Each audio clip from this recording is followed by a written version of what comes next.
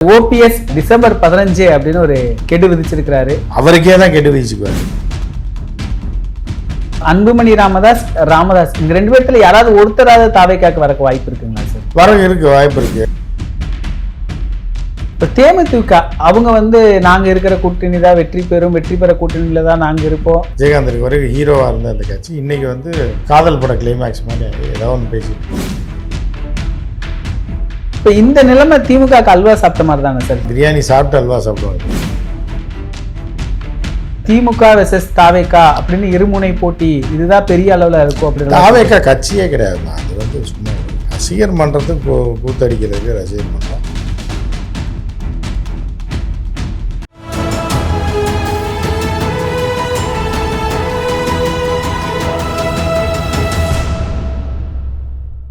தமிழ் நிறம் நேயர்களுக்கு வணக்கம். இன்று நம்முடைய மூத்த பத்திரிகையாளர் திரு உமாபதி அவர்கள் இணைந்துள்ளார். சார் வணக்கம் சார். வணக்கம். எப்படி இருக்கிறீங்க சார்? ஓபிஎஸ் மறுபடியும் ஒரு கூட்டெல்லாம் நடத்தினாரு. அவரு ஒவ்வொரு தடவையும் ஒரு கெடு விதிப்பாரு, ஒரு பொதுக்குழு நடத்துவாரு. இப்போ சமீபத்திய பொதுக்குழுல டிசம்பர் 15 அப்படின்னு ஒரு கெடு விதிச்சிருக்கிறாரு. என்ன பண்ண போறாரு சார்? கெடுவான் கெடு விதிப்பான்னு நினைக்க வேண்டியது. புரியுதா? அந்த மாதிரி தான் கெடுவான் கெடு நினைப்பான்றதை கெடுவான் கெடு விதிப்பான்னு மாற்றிக்க வேண்டியது. அவர்னால யாருக்குமே பிரயோஜனம் கிடையாது. அவர் வீட்டுக்கு கூட வீட்டுக்கு பிரயோஜனம் உண்டு. ஏன்னா சம்பாரிச்சு வச்சுருக்காரு காசு. அதனால் அவராக அவர் யார் கெடு விதிக்கிறான்னா அவருக்கே விதிச்சுக்குவார். அவருக்கு தானே விதிச்சிருக்காரு. அவருக்கே தான் கெடு விதிச்சுக்குவார். வேறு யாரும் விதிக்க மாட்டாங்க. அதனால் அதை கணக்கில் எடுக்க மாட்டாங்க யாரும். அவருடைய அரசியல் நகர்வு அப்படிங்கிறது தமிழக அரசியலில் ஒரு தாக்கத்தை ஏற்படுத்தும். அதிமுக ஒருங்கிணைப்பை இன்று வரைக்கும் சொல்லிக்கிட்டு இருக்கிறவர் அவர் தான். ஏன்னா செங்கோட்டையன், டிடிவி தினகரன், ஓபிஎஸ் 3 பேர் சேர்ந்த உடனே 3 பேர் ஒன்றிணைஞ்சிட்டாங்க. கண்டிப்பாக அதிமுக ஒருங்கிணைச்சிருன்னு ஒன்று நடந்தது. ஆனால் இப்போ செங்கோட்டையன் போயிட்டாரு. டிடிவி தினகரன் ஆல்ரெடி ஒரு கட்சி ஆரம்பிச்சிட்டாரு. இன்ன வரைக்கும் கட்சி ஆரம்பிக்காமல் சட்ட போராட்டம் நடத்துகிறாரு. கட்சி ஒருங்கிணைப்பு பண்ணுறதை இன்ன வரைக்கும் முழு மூச்சோட பண்ணிக்கிட்டு இருக்கிறாரு. அதனால கண்டிப்பாக அவருடைய கெடு அப்படிங்கிறது மிகப்பெரிய தாக்கத்தை ஏற்படுத்தும் அப்படின்னு சொல்கிறாங்களே சார். யாருக்கு? அவருக்கா? நிச்சயமாக அவருக்கு தான் தாக்கத்தை. அவர் வைக்கிற கெடு அவருக்கு தான் தாக்கத்தை ஏற்படுத்தும். அவர் குடும்பத்தினருக்கு தாக்கத்தை ஏற்படுத்தும். அதாவது வெளியே யாருக்கு அந்த பாதிப்பு வராது. ஏன்னா அவர் யாருக்கும் கேடு நினைக்க மாட்டார். யார்? ஓபிஎஸ் கெடு விதிக்கிறாருனால அவருக்கு அவரே விதிச்சுக்கிறாங்க. ஸோ அதனால் அது ஒரு பெருசாக நம்ம எடுத்துக்க வேண்டாம். இப்போது 2 முறை முதலமைச்சராக இருந்திருக்காருல்ல சார் ஒரு கட்சி. 10 தடவை கூட இருக்கட்டா கூட அதுக்கு என்ன பண்ண சொல்கிறீங்க? அதனால் அவருக்கா மக்கள் ஓட்டு போட்டாங்க. அந்த அம்மா கொடுத்துட்டு போச்சு வச்சுருந்தாங்க. இப்போ நீங்கள் அவசரத்துக்கு போகிறீங்க, ஏதாவது கேமராமேன்ட்ட வண்டி வாங்கி வச்சுருக்கீங்க 4 நாளைக்கு. அது உங்கள் வண்டி இல்லையே. 2 நாளைக்கு கேட்டுப்பீங்க, அவர் கொடுத்துருப்பாரு. அதனால் அவர் உங்கள் வண்டின்னு எப்படி சொல்ல முடியாது? இந்த பலாப்பழ சின்னத்தில் கூட போட்டிட்டு பெரிய அளவில் வாக்கு கூட இப்போ நின்னா கூட வாழைப்பழம் சின்னம் கொடுப்பாங்க 2026. எல்லா பழங்களும் சின்னத்தில் இருக்கிறதுனால. இப்போ டிடிவி தினகரன் அவர் எப்படி சார்? அவர் விஜய் தானா அவருடைய முடிவு? இல்லை அவர் கடைசி நேரத்தில் தான் முடிவு பண்ணுவார். இப்போ நாள் இருக்குல்ல, 5 மாதம் டைம் இருக்குது. இப்போயே நீங்கள் எப்படி வண்டி 10 மணிக்கு ராத்திரி கிளம்புற ட்ரெயினுக்கு நீங்கள் 4 மணிக்கெல்லாம் போய் கோச்சில் ஏறி உட்காருவீங்களா? கிளம்புறதுக்கு அரை மணி நேரத்துக்கு முன்னாடி தான் வண்டி ஏறி. இப்போ அவரும் கண்டிப்பாக திமுக நான் சேர மாட்டேன், அதிமுக அவர் எப்படி திமுக, பாஜக சேர மாட்டேன். பிஜேபியோட பிஜேபியோட டைப் போட்டார். அவர் ஏடிஎம்கேவோட இருக்கார். அவர் எப்படி டிஎம்கேவோட சேருவார்? அவர் டிஎம்கேக்கு எதிர்ப்பு வாக்கு தான் அவருக்கு இருக்குது. அவர் போய் அங்கே போய் சேர முடியுமா? இப்போ ஓபிஎஸும் டிடிவியும் கண்டிப்பாக விஜய் கூட தான் சேருவாங்க அப்படின்னு ஒன்று சொல்லி ஒரு கணக்கு இருக்குது. எல்லாருக்கும் ஒரு கணக்கு இருக்குது. அந்த மாதிரி அவங்க 2 பேரும் சேர்றதுக்கான வாய்ப்பு இருக்குது. இப்போது ஓபிஎஸும் டிசம்பர் மாதம் சொல்கிறாரு. செங்கோட்டையனும் நேற்றுக்கு பேட்டியில் டிசம்பர் மாதம் ஒரு கட்சியாக இல்லை ஒரு அமைப்பாக ஒரு பெரிய கூட்டணி எங்கிட்ட வருது அப்படின்னு சொல்கிறாங்க. அப்போ அதுதான் டிடிவி அந்த பக்கம் போயிடுவார், இவரும் போயிடுவார். யார்? ஓபிஎஸும் போயிடுவார். அப்படி 3 பேரும் சேர்ந்து, செங்கோட்டையன் ஆல்ரெடி சேர்ந்துட்டாரு. இப்போ விஜய், ஓபிஎஸ், டிடிவி அப்படிங்கும்போது அது ஒரு மிகப்பெரிய கூட்டணியாக அமைக்க வாய்ப்பு இருக்காது சார்? இந்த 3 பேரும் வச்சு அப்படி மிகப்பெரிய கட்சி இணையிறதே மிகப்பெரிய கூட்டணி ஏற்றுக்க மாட்டாங்க. வெறும் 3 நபர்கள் இணையிறது எப்படி பெரும் கூட்டணியாகும்? 3 பேரும் போய் அதில் அடைக்கலமாயிடுவாங்க. அடைக்கலமாகவே அவங்கவுங்க பிரித்து நிற்பாங்க. ஜாதி ஓட்டு, அந்த ஓட்டு, இந்த ஓட்டுன்னு ஒரு 10 தொகுதியில் ஓட்டு. இந்த அன்புமணி ராமதாஸ் அவர் என்ன முடிவு எடுக்க போகிறாரு? அவர் நல்ல மனுஷன். அவர் நல்ல முடிவாக இருப்பார். பொறுத்திருந்து பாருங்க. ஏன்னா அவருமே சொல்கிறாரு திமுக எதிர்ப்பு தான் அதில் தெளிவாக. அவரோட பொழப்பே அதுதானே. அவர் காசு வாங்கினது பிஜேபி தான் அவருக்கு வாழ வச்சுட்டு இருக்கு. ஒன்றும் பிஜேபி காசு தராது, உள்ளே பிடிச்சி போட்டுருவேன்னு மிரட்டியிருக்காங்க. அதனால் பிஜேபியை தாண்டி அவர் எதுவுமே வர முடியாது. அவர் பிஜேபியை ஒட்டியே தான் ட்ராவல் பண்ணுவார். இப்போ ஜிகே மணி கூட ஒரு புகார் ஒன்று பொதுமக்கள் மத்தியிலேயே வச்சுட்டாரு. லெட்டர் பேட் திருடிட்டு போனதா? பொதுக்குழுவை நடத்தாமையே ஏமாத்தி தேர்தல் ஆணையத்திட்ட சின்னம் வாங்கியிருக்கிறாரு. ஆமாம், அவங்க அப்பாவே எழுதி கொடுத்த மாதிரி தான் ஒரு லெட்டர் கொண்டு கொடுத்துருக்காரு. எனக்கும் பாமகவுக்கும் சம்மந்தம் இல்லை, இனி என் மகன் தான் பாமக, அவருக்கு அந்த மாங்காய் சின்னத்தை கொடுத்துருங்கன்னு இவரே லெட்டர் டைப் பண்ணி கையெழுத்து போட்டு கொண்டு போய் கொடுத்து அவங்களும் பார்த்துருக்காங்க. ஏதோ தமிழில் என்ன எழுதியிருக்கு, என்ன புரியலை, என்ன தம்பின்னு இருக்காங்க. இந்த மாதிரி இருக்காருன்னு, சரி தம்பி அவருக்கே கட்சியை கொடுத்துருங்கன்னு யார் ஞானேஷ்குமார் சொல்லியிருக்காரு. சரி ஜிக்கு ஒரு வார்த்தை கேட்டிருப்பாங்க, கொடுத்துருங்க தான் அவருக்கே கொடுத்துருங்க, கொடுத்துட்டாங்க. இப்போ அன்புமணி ராமதாஸ் இவங்க 2 பேர்த்துல யாராவது ஒருத்தராவது தாவேக்காக்கு வரக்கு வாய்ப்பு இருக்குங்களா சார்? இருக்குது, வாய்ப்பு இருக்குது. பதில் இல்லை, வாய்ப்பு இருக்குது. அப்படின்னா இப்போ தைலாபுரத்துக்கு எல்லாரும் தேடி போன காலம் உண்டு. இப்போ விஜய் வீட்டுக்கு ராமதாஸ் போனார்னா சேர்ந்துருவார். அன்புமணி சூரமொக்க அடிமை யாருக்கு? பிஜேபிக்கு. அதனால் அன்புமணி பிஜேபி கூட்டணியை தாண்டி வரவே மாட்டார். இப்போ தேமுதிக அவங்க நாங்கள் இருக்கிற கூட்டணி தான் வெற்றி பெறும், வெற்றி பெற கூட்டணியில் தான் நாங்கள் இருப்போம், தேர்தல் கணக்கையே நாங்கள் தான் முடிவு செய்வோம்னெல்லாம் சொல்கிறாங்க. இப்போ அவங்களுக்கு எப்படி ஒரு பேர வலிமை கூடிருச்சுன்னு எடுத்துக்கலாமா? இந்த காதல் படத்தில் கிளைமேக்ஸ் தெரியுமா அவங்களுக்கு? பார்த்துருக்கீங்களா? காதல்னு ஒரு படம் வந்துச்சுல 10 பாயிண்ட். கடைசியில் அந்த இவன் ஹீரோ மென்டல் ஆகி போய் இது இருக்குல்ல, இந்த சிக்னல் கிட்ட பிச்சை எடுத்துக்கிட்டு அங்கேன்னு, புரியுதா? ஆனால் அந்த படத்தோட ஹீரோவே வந்தான். ஸோ அந்த மாதிரி தான் ஒரு காலத்தில் ஹீரோவாக இருந்தவன் சிக்னலில் பிச்சை எடுத்துக்கிட்டு இருந்தான் கத்திக்கிட்டு. அந்த மாதிரி தான் தேமுதிக. ஒரு காலத்தில் விஜயகாந்த் இருக்க வரைக்கும் ஹீரோவாக இருந்த அந்த கட்சி இன்றைக்கி காதல் பட கிளைமேக்ஸ் மாதிரி ஏதோ ஒன்று பேசிகிட்டு இருப்பேன் சிக்னலில். அந்த மாதிரி தான் அதை எடுத்துக்கணும்.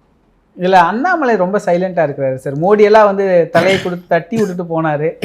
மறுபடியும் அண்ணாமலை ஃபார்முக்கு வந்துட்டார். ஏன்னா 2 ராமேஸ்வரத்துலேயும் சரி கங்கை கொண்ட சோழபுரத்துலேயும் அண்ணாமலைக்கு ஒரு இம்பார்ட்டன்ஸ் இல்லை. கோயம்புத்தூர் வந்தவர் அண்ணாமலையை தட்டி கொடுத்துட்டு போகிறத பார்த்துட்டு அண்ணாமலை பழைய ஃபார்முக்கு வந்துட்டாருன்னெல்லாம் சொன்னாங்க. ஆனால் அதுக்கப்புறம் ஒன்றும் பெருசாக எதுவுமே காணோம். என்ன இல்லை, தட்டி கொடுத்துட்டு போனதுனால வர முடியாது, கட்சி ஆஃபீஸில் சேர்க்க மாட்டாங்க. ஏதாவது ஆர்டர் வாங்கிட்டு வான்னு சொல்லியிருப்பாங்க, அதை ஆர்டர் வாங்க போயிருப்பாங்க, வாங்கிட்டு வருவாப்புல. இந்த செங்கோட்டையனை தூண்டி விட்டதே அண்ணாமலைன்னு சொல்கிறாங்க சார். அண்ணாமலை தூண்டி விடுற அளவுக்குலாம் செங்கோட்டையன் மோசமாக இல்லை, அந்த அளவுக்கு கேவலப்படுத்தாங்க. அவர் சொந்தமாக எடப்பாடியார் பிடிக்காது, நமக்கு கீழே இருந்த ஒருத்தர் கடைசியில் நம்மளே கட்சியை விட்டு நிற்கும்போது அந்த நபரை அழித்து விட வேண்டும், அரசியலேருந்து அப்புறப்படுத்த வேண்டும்ன்றது தான் அவர் இறங்கியிருக்காரு. அண்ணாமலைக்கு அது சம்மந்தம். ஆனால் பெரிய அளவில் அண்ணாமலையுடைய பங்கு அதிகமாக இருக்குது. அண்ணாமலை செங்கோட்டையன்கிட்ட ரொம்ப நெருக்கமாக தான் இருந்தார். இந்த பாஜக நிர்மலா சீதாராமன் அவங்களெல்லாம் போய் பார்த்தது அண்ணாமலை மூலியமாக தான் போனார் நல்லா சொல்கிறாங்க. அப்படி வாய்ப்பு இருக்கா சார்? இருக்கா? ஏஜென்ட் தானே. ஏஜென்ட் யாராவது தலைவனாக இருக்கிறதுக்கு தான் தகுதி வேணும், ஏஜென்ட்டாக இருக்கிறதுக்கெலாம் தகுதியெல்லாம் அந்த வேலை. இந்த மாதிரி அவரை பாருங்கள் தம்பி கூட்டுவாங்க, அவரை கூட்டுவாங்கும்போது பண்ணியிருக்கலாம், அது ஒன்றும் தப்பு இல்லை. இப்போ அமித்ஷா அவர்கள் இன்னும் பீகார் தேர்தல் முடிஞ்சு இங்கே எல்லாமே மெகா கூட்டணி இந்த வெற்றி கிளம்பிலேருந்து வரல. இப்போ இந்த திட்டத்தை பற்றி இப்போ ஆராய்ச்சி பண்ணிகிட்டு இருக்காங்க, எப்படி ஆட்டையை போடலான்னு சொல்லி தீவிரமாக முடிவு பண்ணிட்டு தான் வருவாங்க. எவ்வளோ போடலாம் அக்கௌண்ட்டில், என்ன பண்ணலாம், எப்படிலாம் இது பண்ணலான்னு. ஆனால் கடைசியில் பிஜேபி வாயில் மண்ணை போட்டுருவாங்கன்றது தான் எனக்கு தெரிஞ்சு 2026 நடக்கும். ஏன்னா இப்போ அமித்ஷா வரக்குள்ளார இங்கே கூட்டணி எல்லாமே அமைஞ்சு முடிஞ்சுற மாதிரி தான் தெரியுது. எல்லாருமே டிசம்பர் தான் சொல்கிறாங்க. அவங்களும் இல்லை இன்னி ஆட்டையை கிளப்பாங்க. விஜய் ஜெயிலுக்கு கூட போகிற வாய்ப்பு இருக்குது ஜனவரிக்கு மேலே. பாதிப்புன்னு வந்தால் யாரை வேணாலும் ஒட்டிக்கு உள்ள போடுவாங்க. ஸோ அதெல்லாம் இன்னி ஜனவரிக்கு மேலே தான் அது முடிவாகும். இன்னும் நயினா நாகேந்திரன் மட்டும்தான் இங்கே அரசியலில் எதுவும் நடக்கலாம் அப்படிங்கிறாரு. ஆனால் வெளியில் அப்படி ஒன்றும் நடந்த மாதிரி தெரியல சார். நடக்கும், இனிமேல் தான் நடக்கும். இன்னும் நாள் இருக்குல்லங்க. 5 மாதத்துக்கு முன்னாடி உட்காந்து கேட்டிங்கன்னா இன்னும் இவ்வளோ நாள் இருக்குது, 5 மாதம் இருக்குது. தேர்தல் அறிவிக்கிறதுக்கே இன்னும் 3 மாதத்துக்கு மேலே இருக்குது, 3.5 மாதம் 4 மாதம் இருக்குது. அப்படி இருக்கும்போது ஜனவரி, பிப்ரவரி, மார்ச், ஏப்ரல் 4 மாதம் இருக்குது. மே மாதம் தேர்தல் 4, டிசம்பர் 1, 5 மாதம் இருக்குது. என்ன காலங்கள் இருக்காது. இப்போ விஜய் முழுக்க முழுக்க அதிமுகவை பலவனப்படுத்துகிற மாதிரி தான் தெரியுது. என்னதான் திமுக எதிர்ப்பு நிலை எடுத்தாலும் அதிமுகவில் இருக்கக்கூடிய ஆட்கள் தான் வராங்க. அதிமுகவை அழிக்கணுன்றது தான் அவர்களுடைய முடிவு, விஜயோட இது. ஏன்னா தலைமை இல்லாமல் இருக்க, அடித்து ஓட விட்டு நம்ம கொஞ்சம் அள்ளிட்டு போயிடுவோம், நீ கொஞ்சம் அள்ளிட்டு போயிடுவோம் அப்படின்ற மாதிரி, அந்த மாதிரி தான் இருக்குது. இப்போ இந்த ஒரு டைம் டாஸ்மாக் லாரி போச்சு, திடீர்னு பஞ்சராக ஏதோ கவுந்துருச்சு, ஆளாளுக்கு ஊருக்காரன் ஆளுக்கு 10 குவார்ட்டர் அள்ளிட்டு போனா பாருங்க. அந்த மாதிரி தான் இப்போ டாஸ்மாக் லாரி டாஸ்மாக் லாரி மாதிரி தான் ஏடிஎம்கே இருக்குது.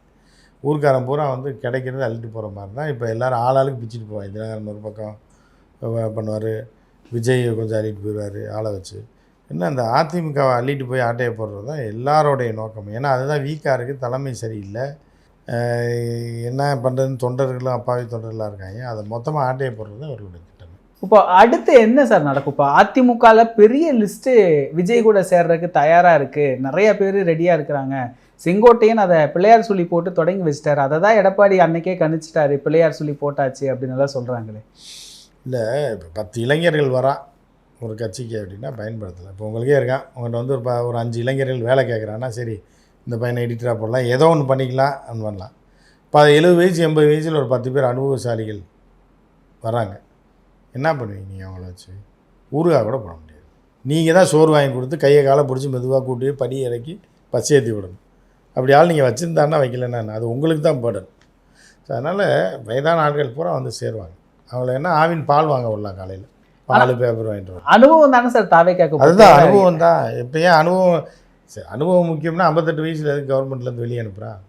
இவ்வளோ நாள் அனுபவப்பட்டிருக்காரு, அவரை போய் 58 வயசில் எதுக்கு ரிட்டையர்மெண்ட் அனுப்புகிறான்? ஆஃபீஸில் வச்சிருக்க வேண்டியது அனுபவசாலின்னு வச்சிருக்க வேண்டியதானே 70 வயசு வரைக்கும். ஏன் 58 வயசில் துரத்தி விட்றாங்க? அந்த திட்டமிடல் இல்லை, அந்த திட்டமிடல் இல்லாதனால தான் இவ்வளோ குழப்பம். இவங்கெல்லாம் வச்சுக்க வேண்டியதான். இப்போ இவங்கெல்லாம் வந்து கரெக்டாக திட்டமிட்டு கட்சியை சரியான பாதை கொண்டு போயிடுவாங்களா சார்? அந்த மாதிரி ஒரு பார்வை இருக்குல்ல இருக்கு. அவங்களுக்குலாம் சுகர் மாத்திரை வேலை கொடுக்கணும், ப்ரெஷர் மாத்திரை கொடுக்கணும், அப்பப்போ செக் பண்ணணும். அப்போ வந்து அங்கே ஒரு ஆஸ்பத்திரி ஒன்று வைக்கணும், இங்கே தாவைக்கு ஆஃபீஸ்லேயே ஒரு டாக்டர் போட்டு வச்சு உங்களுக்கு பாதுகாத்து இது பண்ணி படி ஏற்றி இறக்குறதுக்கு 4 பேர் வேணும். அந்த அனுபவத்தை பயன்படுத்தி வரணும். அப்புறம் இந்த தாவேக்கா மக்கள் சந்திப்பு காஞ்சிபுரத்தில் அதில் சில அறிக்கைகள் எல்லாம் கொடுத்துருந்தாரு. தேர்தல் அறிக்கையில் நான் விரிவாக சொல்லுவேன்னு சில விஷயங்கள் சொன்னார். அதெல்லாம் எப்படி பார்க்குறீங்க சார்? வீடு, காரு, அதெல்லாம் போய் எதுக்கு போய் பார்க்கணும்? அதெல்லாம் லூஸு தான் பார்ப்பாங்க உட்காந்து. என்னென்னா இவர் வந்து இருக்கிறவனுக்கு சோத்துக்கே வழி இல்லாமல் இருந்துங்க, இவங்களுக்கு கார் வாங்கி தரானா? இதெல்லாம் அதாவது இந்த படத்தில் சொல்லும் போது ஆசையை தூண்டணும், ஆசையை தூண்டினா தான் ஒருத்தர் ஏமாற்ற முடியுன்றதை இருக்கு இல்லையா? அப்போ நாள் சதுரங்க வேட்டை படம் பார்த்துருப்பாப்புல. கரெக்டான பாயிண்ட்டு, ஆசையை தூண்டினா தான் இவங்ககிட்ட ஆட்டையை போட முடியுன்றதுக்காக ஒன்றுமே இல்லாதவன்ட்ட போய் நீங்கள் கார் வாங்கி தரேன்னு என்ன ஆகும்? ஷாக்காயிருவாங்கல்ல தலைவர். அடுத்த வேலை சோத்துக்கு வழி இல்லை, அதெல்லாம் கவலைப்படாதே, நான் உனக்கு வீடு, ஒரு காரு, ஒரு பைக் வேறு நான் வாங்கி தரேன் அப்படின்னா அவன் ஆசையை தூண்டுறது. அதெல்லாம் தூண்டி ஓட்டு வாங்கி எழுதி இது பண்ணிடுவோம். அதுக்கான ஒரு இதாக தான் இருக்கும். இப்போ திமுகவுக்கு இந்த 4 முனை போட்டிங்கிறது வெற்றி கன்ஃபார்ம் ஆனது. அது போட்டிலாம் கிடையாது, சும்மா ஆளாளுக்கு நின்னா 1 முனை 2 முனை நீங்களாக சொல்லிடுவோம். போட்டி கிடையாது. இப்போதைக்கு திமுக ப்ளஸ்ஸாக தான் இருக்குது. இப்போ ஒரு பத்திரிகையில் ஒரு கட்டுரை கூட வந்திருக்கு, ஓபிஎஸ் வந்து திமுக கூட்டணிக்கு போயிடுவார், திமுக கூட இணைஞ்சு. அரசியல் எது வேணாலும் நடக்கலாம், வாய்ப்பு இருக்குது. அது நல்ல சாய்ஸாக தான். எல்லோரும் பிரிஞ்சு நாசமாக போகிற நேரத்தில் டிஎம்கேலே போய் சேர்ந்துட்டாருன்னு அவருக்கு ஒரு போஸ்டிங் கொடுத்து ஒரு அமைச்சராக வேலை கொடுத்தா அவர் பாட்டுக்கு ஓட்டிகிட்டு இருப்பார். ஆனால் அந்த ஓபிஎஸ்ஸுடைய ஆதரவாளர்கள்லாம் என்ன சொல்கிறாங்கன்னா, நீங்கள் ஜெயலலிதா அம்மாட்ட போய் நீங்கள் திமுகவில் சேர்ந்துருவீங்களான்னு கேட்பீங்களா? அது மாதிரி தான் ஓபிஎஸ் வந்து திமுக எதிர்ப்பு நிலைப்பாட்டில் தான் இருக்கிறாரு, என்றுமே அரசியல் எதிரி ஓபிஎஸ்க்கு திமுக தான், அவர் அப்படியெல்லாம் போக மாட்டார் அப்படின்னு சொல்கிறாங்க. அது தெரியல, அதான் நடந்தால் தான் தெரியும். எது வேணாலும் அரசியலில் நடக்கும், நடந்தால் தான் தெரியும். அப்போது திமுக தரப்புலேருந்து பெரிய ஆஃபர் ஓபிஎஸ் கொடுக்கறதுக்கு வாய்ப்பு இருக்காங்க சார்? திமுகலாம் ஆஃபர்லாம் கொடுக்க மாட்டாங்க. அவர் போனார்னா அவருக்குரிய ஒரு மரியாதையான இடம். ஏற்கனவே அன்வர் ராஜா போயிருக்காருன்னா அவருக்கு ஒரு முதலமைச்சராக இருந்திருக்காரு, துணை முதலமைச்சராக இருக்காருன்னா அவருக்கு தகுந்த ஒரு இதை கொடுப்பாங்க. நிச்சயமாக அவருக்கு தகுந்த அடுத்த முறை வரைக்கும் எதுவும் கொடுக்க மாட்டாங்க. அடுத்த முறையில் கட்சியில் ஏதாவது ஒரு பொறுப்பு கொடுப்பாங்க. அவர் அப்படியே நீடிச்சார்னா தேர்தலுக்கு பிறகு அவர் ஜெயிச்சு வந்தாருன்னா அவருக்கு உரிய இடம் கொடுப்பாங்க நிச்சயமாக. இப்போ இந்த திமுக அலைன்ஸ் எப்படி இருக்குது சார்? இப்போது 2026 தேர்தலுக்கு தான் இருக்குது. அதை போய் நீங்கள் எங்கே சொல்கிறீங்க? ஏன்னா வெளியிருந்து நிறைய பேர் வராங்க, திமுகவில் மறுபடியும் கூட்டணி கட்சிகள் இணையுது. இப்போ தேமுதிக கிட்டத்தட்ட திமுக வரும் அப்படின்னு தான் இன்ன வரைக்கும் ஒரு பார்வை இருக்குது. ராமதாஸ் கூட திமுக கிட்ட தான் வருவாருன்னு சொல்கிறாங்க. இதெல்லாம் இணையும் பொழுது இன்னும் கூட்டணிக்கான வாய்ப்புகள் அதிகமாக தான் இருக்கும், நல்லா தான் இருக்கும், ஒன்றும் பிரச்சனை இருக்காது. இப்போ திமுகவுடைய கூட்டணி அமைப்பு அப்படிங்கிறது இப்போ இருக்கிறதுலே சீட்டை பிரித்து கொடுக்க முடியாத ஒரு நிலைமை தான் இருக்குது. அப்படி இல்லை, அது தகுந்த மாதிரி கம்மி. இப்போ காங்கிரஸ்லாம் ரொம்ப கம்மி பண்ணிடுவாங்க, அதை பிரித்து கொஞ்சம் பேருக்கு கொடுக்க வேண்டியது. இருக்கிறத பகிர்ந்து தான். அதுக்காக ஆந்திராவில் இருக்க சீட்டையாக கொடுக்க முடியும்? இருக்கிற சீட்டை உள்ள கட்சிகள் நிறையா வருது அப்படிங்கும்போது யாருக்கு எவ்வளோன்றது ஒரு ரொம்ப நாளாக இருந்தவங்களுக்கு ஒரு இது கொடுப்பாங்க. இப்போ காங்கிரஸுக்கெல்லாம் இந்த முறை குறைச்சி தான் கொடுப்பாங்க, ஒரு 5 சீட்னாலும் குறைச்சி கொடுப்பாங்க. அதை வந்து பலருக்கும் பகிர்ந்தளிப்பாங்க. கம்யூனிஸ்ட்டுகளுக்கு இருக்கிற இடம் தான் அப்படியே கொடுப்பாங்க. மித்தவர்களுக்கெல்லாம் கம்மி பண்ணிடுவாங்க. கம்மி பண்ணி இருந்தால் இருங்க, போனால் போங்கன்ற மாதிரி தான் பண்ணுவாங்க. இப்போ இந்த நிலைமை திமுக அல்வா சாப்பிட்ட மாதிரி தானே சார்? திமுக அந்த 4 முனை போட்டி அப்படிங்கிறது திமுக பிரியாணி சாப்பிட்ட மாதிரி இருக்கக்கூடாது, அல்வா தான் சாப்பிடணுமா? அது வந்து அல்வா, பிரியாணி சாப்பிட்டு அல்வா சாப்பிடுவாங்க தெரியுமா உங்களுக்கு? அந்த மாதிரி இப்போ இன்னொரு பக்கம் விஜயோடைய தாவேகா, டிடிவி தினகரன், அப்புறம் ஓபிஎஸ், தேமுதிக, பாமக இதெல்லாம் இணைந்து ஒரு கூட்டணி, அப்புறம் திமுக கூட்டணி, அப்படி வரும்பொழுது திமுக வெர்சஸ் தாவேகா அப்படின்னு இருமுனை போட்டி இதுதான் பெரிய அளவில் இருக்கும். அப்படி தாவேகா கட்சியே கிடையாதுமா, அது வந்து சும்மா ஒரு ரசிகர் மன்றத்துக்கு கூத்தடிக்கிறதுக்கு ரசிகர் மன்றம். அதில் இப்போ எல்லாம் செங்கோட்டையன் போய் அவரோட சொந்த பழிவாங்கலுக்காக அங்கே போய் சேர்ந்துருக்காரு. அது ஒரு கட்சியாக பெரியதாக இருக்கும். அவனும் 10%, 8%, 10% ஓட்டு வாங்கி பிஜேபி வாயில் மண்ணை போட்டுருவாங்க. போட்டு பிஜேபி இதோட முடிச்சு கட்டிடணும். நிகழ்கால அரசியல் குறித்து பல தகவல்களை பகிர்ந்து கொண்டதுக்கு நன்றிங்க சார். இதே போன்று நிகழ்கால அரசியலின் சாரம்சங்களை அரசியல் ஆளுமைகளின் நேர்காணல் வழியே தொடர்ந்து காண தமிழ் நிறம் வலையொலியை சப்ஸ்கிரைப் செய்யுங்கள். தங்களின் மேலான கருத்துக்களை கருத்துளை பெட்டியில் பதிவிடுங்கள். நன்றி, வணக்கம்.